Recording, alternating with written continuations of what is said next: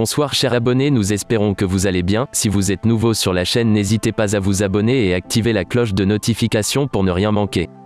Aujourd'hui nous parlerons du parcours de l'artiste Sidiki Diabaté au niveau de la musique malienne et du monde. Sidiki Diabaté, l'auteur et compositeur au cœur d'une affaire de violence domestique, est l'une des figures emblématiques de la musique malienne moderne.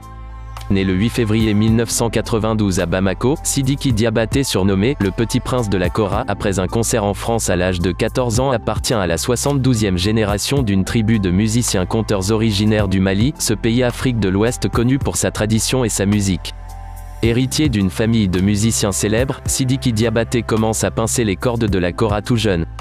Un instrument qui se transmet d'une génération à l'autre puisque son père, le célèbre Toumani Diabaté, s'est fait connaître à travers le monde grâce au son de sa kora. Les pieds dans la tradition mais avec une ambition de proposer une musique moderne, Sidiki Diabaté s'impose comme l'un des précurseurs de l'afro-pop au Mali. Il associe les sonorités traditionnelles aux beats de hip-hop pour donner une nouvelle coloration à sa musique qui très vite séduit. Sa touche musicale, identifiée par le spot Diabaté Ba Music, va lui ouvrir les portes d'une carrière internationale marquée par plusieurs duos. Mais la collaboration qui va réellement marquer le début de sa carrière est l'aventure musicale que lui propose son père. Une ballade sans voix baptisée Toumani Sidiki, qui sort en 2014 et qui montre le savoir-faire du père et du fils. Ils vont ensemble enchaîner les concerts Kora en main de la France en Australie en passant par le Danemark et les Pays-Bas.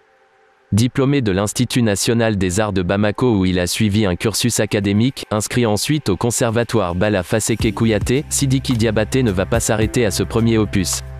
Le fils du Grammy du meilleur album de musique traditionnelle, 53e cérémonie des Awards à Los Angeles, va tracer sa propre voix entre tempo acoustique et rythmes électroniques. En 2016, il sort son premier album. Un mélange de ses collaborations et de quelques titres inédits livrés sous le titre Diabaté Ba Music Volume 1.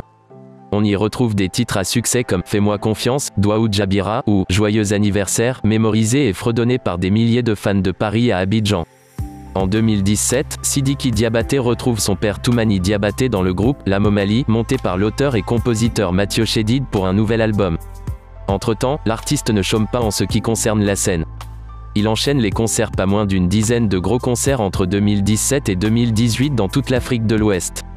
Des rendez-vous qui attirent des milliers de fans et où il joue dans certains cas à guichet fermé. Un succès qui va lui valoir plusieurs distinctions.